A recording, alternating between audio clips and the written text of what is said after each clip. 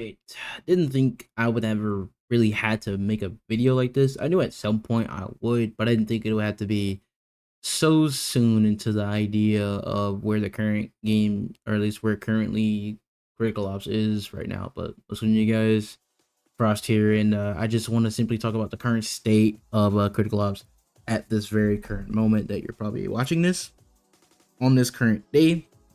And I would say for season 18. Now, personally, I was really looking forward to the new season because I hit Spec Ops last season just off of basically a month and a half, damn near 2 months of just playing the game after coming back after quite some time.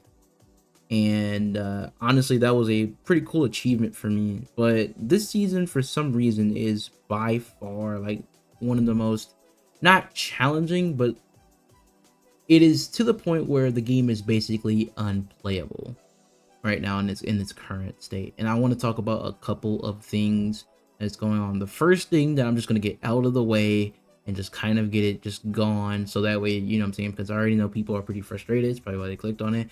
And that is the cheater situation. The cheater situation has completely just like ramped up this season, since practically everyone that was of like, you know, elite ops or higher rank is diamond rank, and if you weren't, then you're like lower rank. So everyone starts at the same elo rating. And generally speaking, I think I ran into more cheaters this season than last season. Last season, yeah, there was a bunch of one-offs, but I don't think it was as frequent as this one. And I'm not going to sit here and say, oh, well, the devs need to sit there and like get off their asses and fix the anti-cheat and whatnot, and or the anti-cheat needs to, you know, the anti-cheat team, they need to actually start fixing some shit, because that's not really the biggest problem. The biggest problem is that, you know, because cheating is so prevalent, because it is an industry, people can get paid off of, you know what I'm saying, you know, for people buying cheats. I think there's a bigger problem where there's a subset of the community that is accepting cheats, whether if they're vigilante cheating. If you don't know what vigilante cheating is basically cheating because someone else is cheating. You're just adding more fuel into a fire, basically. It's not a good thing that you're doing, saying that you're going to cheat because they're cheating. You're just going to start, you know, this is basically the accusation type shit, and then you're just going to do it just to do it, and then at that point, you're just going to be just cheating just cause, right? But I can't be that person that tries to blame the dev team. I'm pretty sure, you know, people don't really realize that cheating is going to be a cat and mouse game. There's going to be people that are going to continue to do it because they just do not care about, you know, everybody else, whether it's to play fair. They do it for their own ego, they do it for their own personal gain. That's why they do it, right? There's a lot of reasons, and personally, I don't really care which one you fall under. If you're cheating, it's just wrong. It's pointless because you're wasting time, you're wasting your money, and you're wasting your ability to actually learn something that you actually could put a lot of time into and genuinely learn. And whether if you completely gave up on that because of cheaters, that's on you. That's not on just because, oh, well, I have to cheat because everybody else is. That's not how these things work. And, you know, it's no different than me. Like, I don't cheat because I just don't like it. It would just be boring, because then at that point, the game is playing for me, right? So anyways, I do think that we just need to have a lot more we should just condemn, you know, people that cheat. If you play with cheaters, you should just condemn that. But I know people aren't going to do that because they rely on getting boosted into higher ranks so they can show it off to their friends. The real upsetting reality is no one really cares if you did it randomly and just simply just like went from one rank all the way to the top rank without really moving, you know, I think you're having an improvement. People care to see that, you know, that growth, whether it be in videos and clips, or just the idea that you've played with someone and you can see their growth. You can feel that, right? That's what people mostly watch, you know, sometimes streamers or watch content creators for. And that's why they're a lot more connected, because they feel that growth of that person. And I'm not saying that for me, I'm saying that just in general. People, that's just kind of how human nature is. People like to see people grow. You like to see yourself grow. That's what it is. And that's why I just don't really, you know, understand why people cheat. But people are going to do it because, hey, it's the only thing they have to their name to keep their egos going. But I'm not going to sit here and just say, well, the dev team needs to do something about it. I do think that, you know, a lot of people should be reporting it to the actual team, as well as reporting people in game. It does get the people flagged, and eventually they will get banned. So Number two for me has been the ping and netcode. If you guys don't know, I am an NA player, and I have to play EU whenever I play higher ranks, right? And essentially, I'm playing at about 150, 120. You know what I'm saying? A lot of people think like that's fine, but that's not really fine because of the way how the netcode and the fact that the game is running on like what 30 ticks, and it just feels really bad. And I'm gonna get into like the weapon balancing and the armor in a little bit because that also ties into this. But playing on higher ping is always, you're always going to be at a disadvantage because of just the latency, the server side. Whenever you shoot your weapon and it regs on the character, and how that aligns with the player's hitbox, that is all conflicted because of the ping. You know, and which is why you'll have those times where you'll shoot somebody in the head and you'll hear the headshot, but you never shot them on your friend's screen, or apparently, you know what I'm saying, they just kill you immediately. It's very hard to play around, and NA is really dead when it comes to higher ranks. That's why I don't really play on it. And it's why I kind of wish that they would just kind of force some sort of global matchmaking. Now, I don't think that they really have the players to do that, but I just think at the current state of where the game is and just kind of how everything is layered out, I think just people being able to pick server after server after server just to play one, you know, just to play a match, and it just like they really need to do something about the netcode. They need to do a little bit more improvements and maybe bump up the tick rate. I do think the tick rate needs to go up to some degree. I'm sure it's going to be, I'm sure that's, you know, with server costs and whatnot, but something's got to give. This game really feels not too well. Like, I played with exit lag and it felt a little better, but I just think that in general, like, it's just horrible to deal with. You know, it's just really, really bad to deal with, and it's something that I'm not going to say that I can't get used to, but it's something that takes a long time to get used to, and because of that, you have to play in a way that favors that, and I don't really want that translating into just, you know, just kind of how, I guess, how I would play games, because every other game feels good, you know, connection wise or whatnot, but this one is just like, I have to, you know, oh, I have to remember I'm playing this game, so I have to play in this certain way. So I do think the ping and netcode, just the server issues as well, there's got to be something that they can really do, and I'm hoping that they can really look towards like a lot of different things to really help improve that. I don't really know exactly how they're going to, so I'm just gonna let them take the wheel, but that is a piece of feedback. I'm also using this video as like a feedback loop because I feel like the dev teams do need to take a little bit more in consideration with the community, because the scattershot update 1.8 isn't the most well received because of friendly fire, and I don't mind it, but the maps weren't made with friendly fire in mind. Like, you can see a lot of iterations where people are just going to run into each other and shoot each other, because a lot of people just are not going to be used to that. And on top of that, there is no collision, no player collision, so people can't really watch their shots and watch in front of them. They're just going to walk in front of you, and then, you know what I'm saying, it just creates a lot of frustrating moments where you're trying to execute and you get stuffed, and it's just really bad. So the third thing I really got to talk about is the weapon balancing, and I'm going to tie weapon balancing as well as the armor system a little bit, you know what I'm saying, together. With 1.7, I remember when I started to play, and they were going for a more skillful approach whenever it came to the idea of shooting certain body parts, like, you know, including the head, right? I think the idea of shooting the head will always be a high skill gap thing. You're going to see that commonly with, you know, with really, really good players. But I think forcing people to, you know, say, well, this is the only option if you want your kill, is a no-go. The idea of Critical Ops is supposed to be a little bit more of a casual-esque CS-like game, and putting more skill emphasis into the game is fine, but that should be per player basis, not on a forced widespread area. Because here's what I really want to talk about. The weapon balancing right now is pretty bad. The CT weapons, like when it comes to the M4, sometimes the M4 is good, but most times it's bad. It ranges, it's just terrible, right?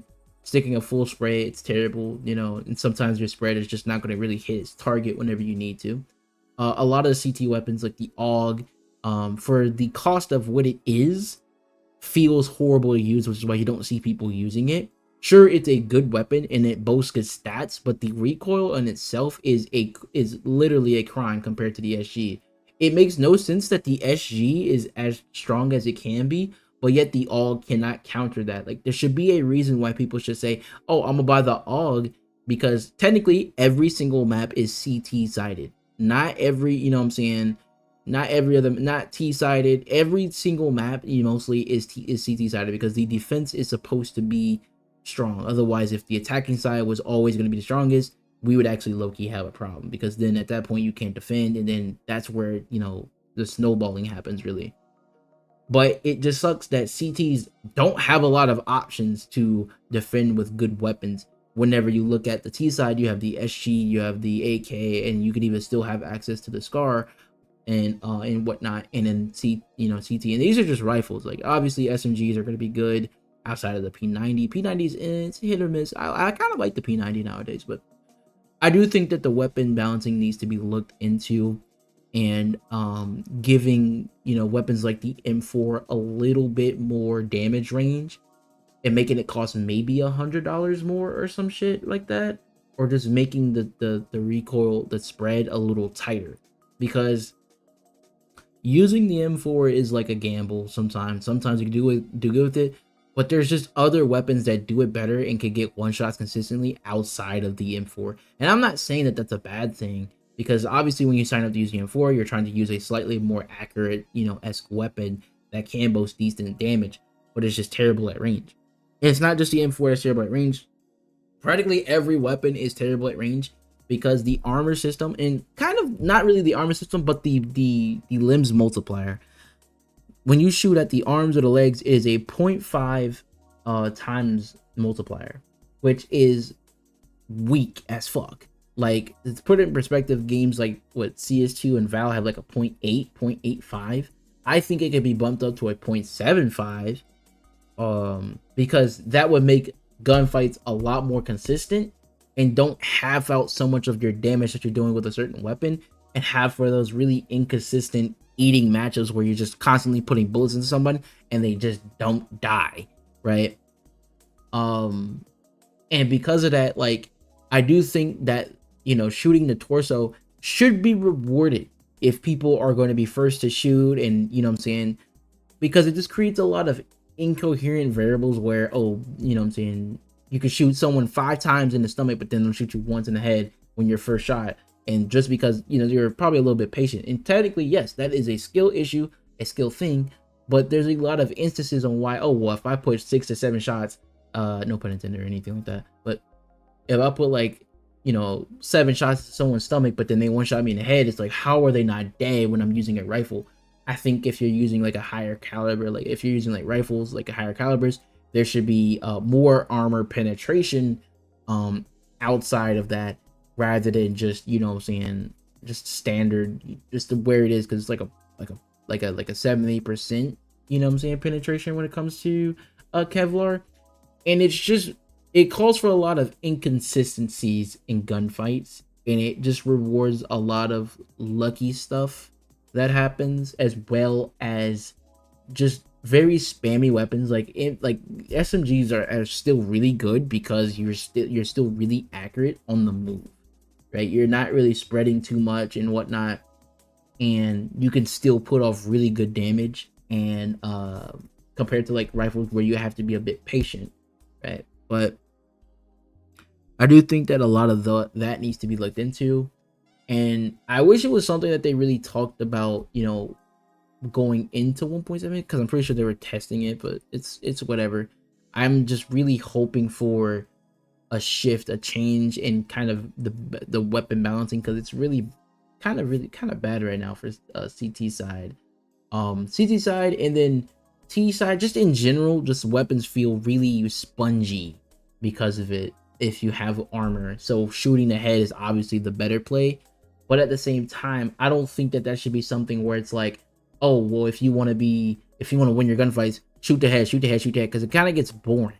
You kind of just want to make sure that you're reacting first, or make sure, like, if someone swings you heavy, you have enough shots, to put them down, rather than just, oh, because of that, I have to put 10 bullets into you before you die. And also, shotguns are fucking horrible. Like, I think it also doesn't make sense to shoot someone in the head with a 12 gauge buckshot shotgun, right?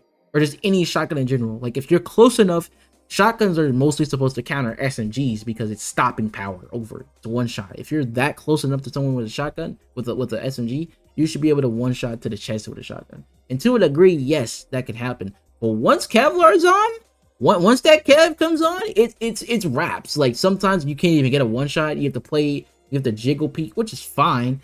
But it's like it just makes no sense, right? It makes no sense, you know. It's why the current, you know, it's just like SMG spamming and just like AK, SG, some of the best weapons and just opping, or literally just the best weapons in the game.